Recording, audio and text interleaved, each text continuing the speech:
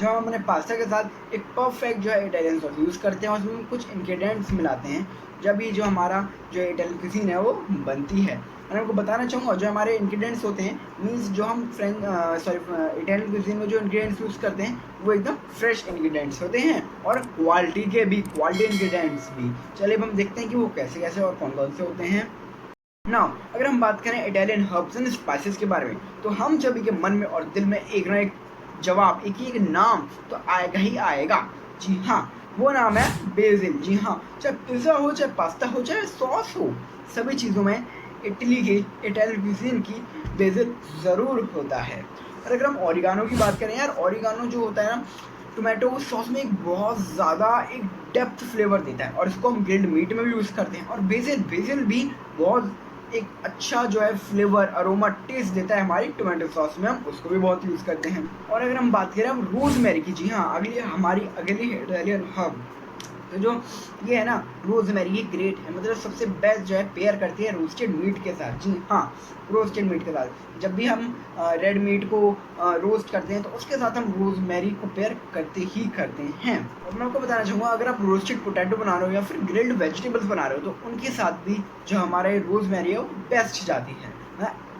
हो गया रोज़मेरी की बात। अगर हम थाइम की बात करें तो थाइम को बहुत सारी जगह यूज़ किया जाता है, जैसे कि सूप्स में, इटालियन सूप्स में, और जो स्टीम्स होती हैं और जो रोस्टेड आइटम्स होते हैं, है ना, रोस्टेड फूड होता है, उसमें भी जो है थाइम को यूज़ किया जाता है। ये बहुत अच्छा एक अरोमा देता है। अगर आप कोई भी जो हमारी डिश है उसको रोस्ट कर रहे हो तो उसके साथ भी आप थाइम को ऐड ऑन कर सकते हैं, इजीली, कोई दिक्कत नहीं है। अब यार अगर हम रोज़मेरी की और थाइम की बात करें तो क्योंकि हम सेज की ही बात क्यों ना कर लें, और तो ये सेज, ये भी एक बहुत ज़्यादा पॉपुलर इटालियन क्विज़ीन के अंडर जो है हर्ब है, बहुत पॉपुलर इटालियन हर्ब हम कह सकते हैं, है ना। और जो सेज है इसको जो है जनरली जो एडवाइस करते हैं या फिर जो बेस्ट जाती है, एक्सीलेंट जाती है, किसके साथ पेयर करना चाहिए हमको, इसको जो है वो पेयर करना चाहिए for the perfect taste with butter based sauces के साथ। जी हाँ, जो भी बटर बेस्ड सॉसेस होती हैं उसके साथ हमको इसमें पेयर करना चाहिए। इसको मीन्स जिसमें भी सॉसेस में बटर जाता है उनके साथ इसको अपन को पेयर करना चाहिए। और अब इसको अपन जो है मीट डिशेस में भी डाल सकते हैं और सी फूड जो डिशेस होती हैं उसमें भी डाल सकते हैं, कोई दिक्कत नहीं है। यहाँ पे मैं एक और मोस्ट पॉपुलर इटालियन हर्ब्स के बारे में बात करना चाहूँगा, फिर ना मेरे व्यूअर्स कहेंगे यार ईशान भाई आपने तो छोड़ ही दिया। जी हाँ, आपने सही गैस किया, वो है पार्सले। पार्सले जो है बहुत ज़्यादा one of the most important जो है हर्ब्स हमारे इटालियन कुजीन में, जिसको एज हम गार्निश यूज़ करते हैं अपनी डिश में, और इसको हम कई बार जो है अपनी सॉसेज में भी यूज़ करते हैं। और इसकी बहुत मोस्ट पॉपुलर जो है, बहुत ज़्यादा पॉपुलर डिश है, वो भी एक बनाई जाती है, उसका मैं आपको नाम बताऊंगा, उसका नाम होता है गैमोलेता। जी हाँ, एक गैमोलेता जो है सॉस होती है, इसमें भी जो हमारा पार्सल है इसको एड ऑन किया जाता है। और जैसे कि मैंने आपको बताया कि भाई हम इसको सॉसेस में डालते हैं, तो मैं आपको एक पार्सले का बहुत ज़्यादा मोस्ट जो है पॉपुलर जो है सॉस बताऊंगा, वो होता है गैमोलेता। जो गैमोलेता सॉस है इसमें भी हम पार्सले को ऐड करते हैं, जो कि बहुत ज़्यादा पॉपुलर सॉस है पार्सले की सॉस के लिए, मीन्स ये मोस्ट पॉपुलर पार्सले सॉस आप कह सकते हैं, गैमोलेता सॉस।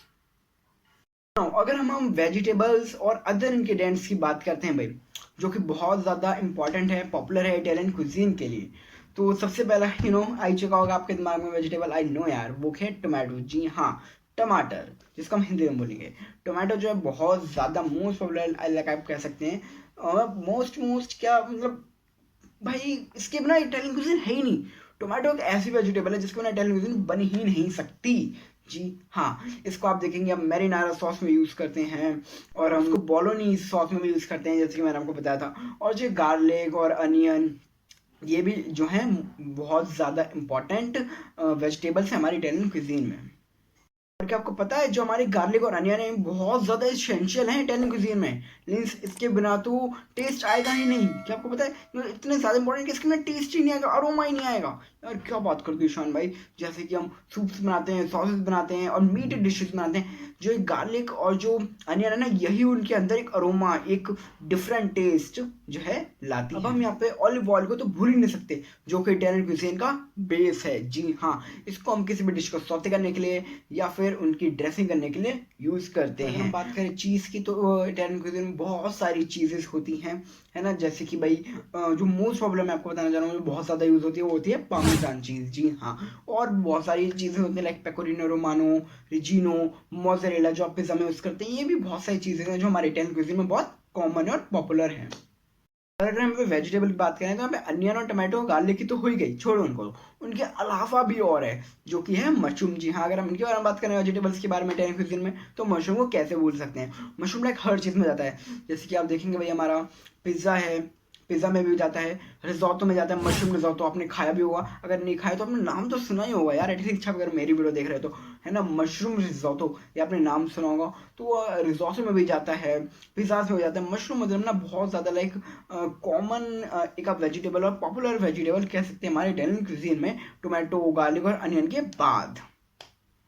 सो आई होप अब आप समझ गए होंगे कि जो हमारी इटालियन क्विजीन है ये केवल हमारे जो पास्ता और सॉसेज है उनसे ही नहीं बनती। इसमें खाली पास्ता और सॉसेज ही नहीं है इटालियन क्विजीन में, इसमें और भी इंग्रेडिएंट्स हैं जिससे ये क्विजीन बनती है, और इस जो हमारी इटालियन क्विजीन है इसको पूरा किया जाता है। और क्या आपको पता है कि जो ये इटालियन क्विजीन है ना, ये एक फ्रेशनेस की क्विजीन है, और इसमें बहुत सारे इंग्रेडिएंट्स यूज करते हैं पास्ता और सॉसेस के अलावा, जैसे कि मैंने आपको अभी बताए हैं वही। और जब हम इन सभी चीज़ों को मिलाते हैं ना, तभी जो हमारी इटालियन क्विजीन है उसमें एक ऑथेंटिक टेस्ट आता है। और चलिए अब भाई लास्ट चीज़ जो बची थी हमारी, जो मैंने आपको शुरू में भी बोला था वीडियो को मैं बताने वाला हूँ हमको, कि भाई जो हमारे डिफरेंट टाइप्स ऑफ लेट्यूस होते हैं उनके बीच में क्या डिफरेंस होता है ना। भाई रोमानियो लेट्यूस होता है, मशरूम हेड होता है, आइसबर्ग होता है, फ्रीजी होता है, स्पिनिच होता है, मतलब कितने ही सारे होते हैं ना। बहुत ज़्यादा ब्रॉड कॉन्सेप्ट है ये, मैं आपको बताने जाऊँगा ना कितने घंटों की तो वीडियो बन जाएंगे, 4-5-6 घंटों की, बहुत बड़ा टॉपिक है ये। लेकिन मैं आपको थोड़ी जो उसके बारे में बेसिक नॉलेज है, मैं जो डिफ्रेंसिएशन है थोड़ा वो बताने जा रहा हूँ। चलिए अब हम बात करते हैं पहले रोमन लेट्यूस के बारे में। देख सकते हैं आप, जैसे कि मैं पिक लगा दूंगा, जो हमारे रोमन लेट्यूस हैं ये बहुत लॉन्ग होते हैं, डार्क ग्रीन होते हैं, और जब हम इनको खाएंगे ना तो ये बहुत क्रंची होते हैं। और मैं आपको बता दूं कि जो हमारे रोमन लेट्यूस है इसको सीजर सैलेड में यूज किया जाता है, और इसमें ज्यादा न्यूट्रिशन होता है as compare to the iceberg. चलिए अब हम बात करते हैं अपने आइसबर्ग की। आप जैसे कि देख सकते हैं जो आइसबर्ग है ये बिल्कुल एकदम राउंड होते हैं, और जैसे कि हमने पढ़ा था कि रोमन लेट्यूस तो होते थे एकदम डार्क ग्रीन, लेकिन जो हमारे ये आइसबर्ग होते हैं ये डार्क ग्रीन नहीं होंगे बट पेल ग्रीन होते हैं, और ये भी रोमन लेट्यूस की तरह बहुत ज़्यादा क्रंची होते हैं। और ये आपको मैं इंटरेस्टिंग और स्पेशल चीज़ बताऊं, इनमें वाटर कंटेंट जो है ना हमारी जो आइसबर्ग है बहुत ज़्यादा होता है। मीन्स जो इसमें पानी की मात्रा होती है वो बहुत ज़्यादा होती है, पर इनमें जो न्यूट्रिशन वैल्यू होती है, न्यूट्रिशन कंटेंट होता है, वो कम होता है as compare to the Romano. ओ तो ये यहाँ पे हमारी वीडियो होती है ख़त्म। जैसे कि मैंने आपको बताया भाई बहुत सारी नॉलेज दी मैंने आपको, इटालियन क्विजीन के बारे में बेसिक नॉलेज दी, बेसिक इन्फॉर्मेशन दी बहुत सारी आज मैंने। आई होप आपको इस वीडियो से कुछ ना कुछ सीखने को ज़रूर मिला ही होगा, और जो आपको चीज़ें नहीं पता थी वो पता लगी होंगी। अगर आपकी वीडियो अच्छी लगी तो इसको अपने फ्रेंड्स और रिलेटिव्स के साथ शेयर करिए, अगर नहीं अच्छी लगी तो इसको डिसलाइक कीजिए, और चीज़ें बता सकते हैं जो अपने नेक्स्ट वीडियो में इम्प्रूव कर सकता हूँ। तब तक के लिए thanks for watching and wait for the next video. And I hope आपको बहुत सारी इससे नॉलेज मिली हुई होगी, और अगर मिली तो उसको प्लीज़ प्लीज़ प्लीज़ लाइक करिए और शेयर करिए, और मेरे चैनल को सब्सक्राइब कर दिए for these types of more interesting videos. तब तक के लिए thanks for watching and thank you for your precious time.